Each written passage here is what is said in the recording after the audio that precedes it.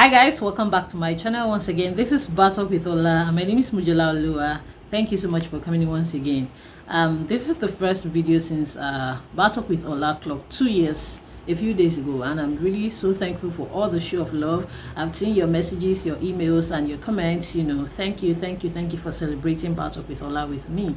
I hope that we continue to experience an exchange of value on this channel, and we continue to advance the course of Bartalkwithola. So today I want to talk about something that happened in court last week, and I want to relate it to the position of law on such occurrence. So here's what happened.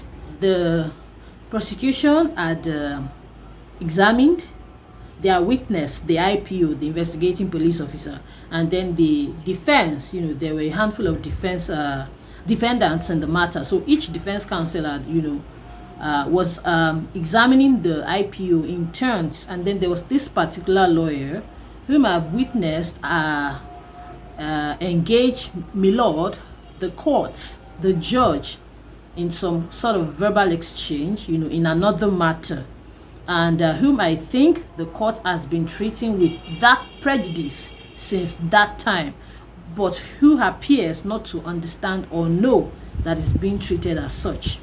That counsel was in this matter. So when it was his turn, he went on with his questions. The court objected to some of his lines of questioning and all the usual drama. But when it was done, the IPO now said to him that, "I thought you were going to ask me so and so question." And then this lawyer made the IPO know that I am the counselor. I do the questioning. Okay, I've not asked you that question, and I'm done with questioning you. Okay, so you cannot tell me what kind of question to ask.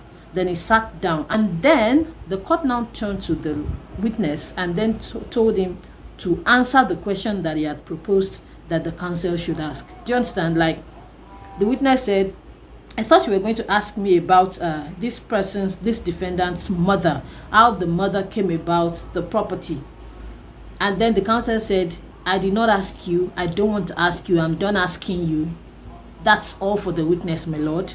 Then the court, the judge now said, "Witness, so how did the mother of the defendant come about the property? Explain." Do you understand? I felt very bad for the counsel, because that answer went a long way to establish the case of the prosecution even further and made it stronger, in my own opinion. So I thought, why would the court descend into the arena? Why would the court, help the prosecution openly and knowingly, especially when one can easily decipher that the court is not happy with this particular defense counsel? So that's what happened. But let me shock you by explaining the position of law to you. I know that everyone believes, and it is so, that we run an adversarial system in Nigeria.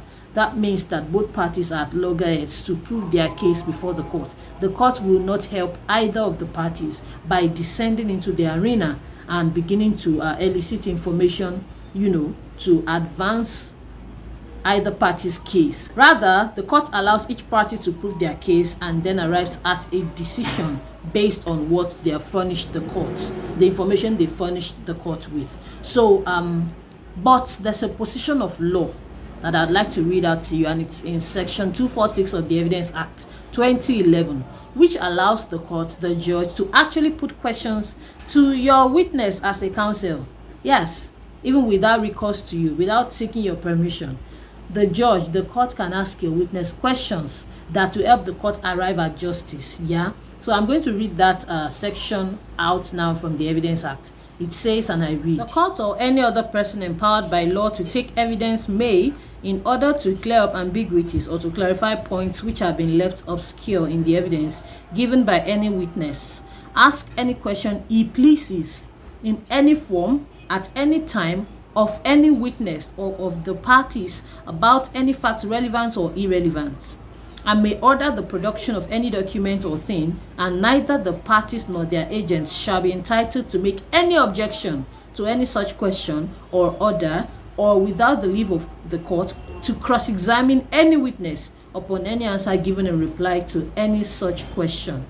So if you look at the subsections, it goes on and on. Then it makes reference to section 224 and 225, which explains, types of questions that a witness can be asked or cannot be asked, or that a witness is bound to answer and not bound to answer. So essentially what this portion of the law is saying is that after you have brought your witness and you have asked the witness questions and the other party has cross-examined, like we talked about in the video on examinations, the court can suo motu ask its own questions. Now the question is, how do we ensure that the court, in asking this kind of question, does not go ultra vires or ultra vires and begin to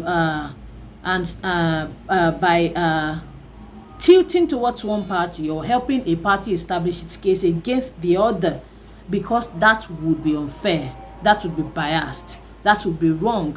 But that's the law, so the court can ask questions. So I think that this provision of the law speaks more to the impartiality of judges. What I've seen in litigation in recent times in Nigeria is appalling.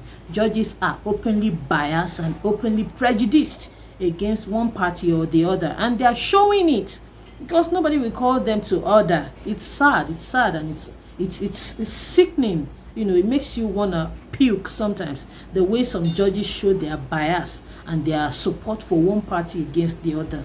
In Nigeria, parties are supposed to come and prove their case, and the judge will decide based on what they have furnished the court with. But we see something else these days. So I think that this section is there to actually protect the integrity of the court, so that in case what both parties are doing or saying is not helping the court make any progress, or is not sufficient, for the court to arrive at a just decision, it's giving the court like a safe landing that, okay, you can also ask the witness some questions that have been probably left out or that you think will elicit information that will help you arrive at justice.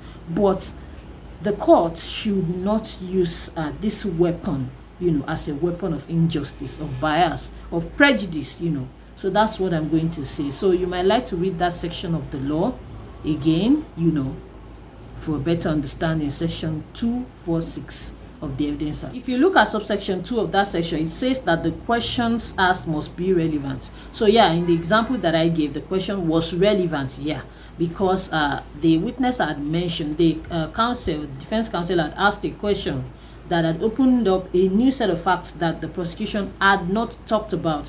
So the question that the court asked the witness to answer actually provided more light on that aspect. But hey, the prosecution left it.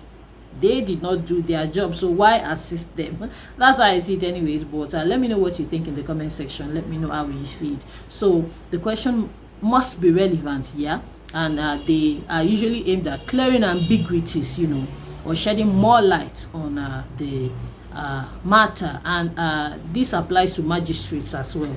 Judges and magistrates can ask witnesses questions, and witnesses are bound to answer. Don't forget also that the section provides that a party cannot cross-examine on that answer.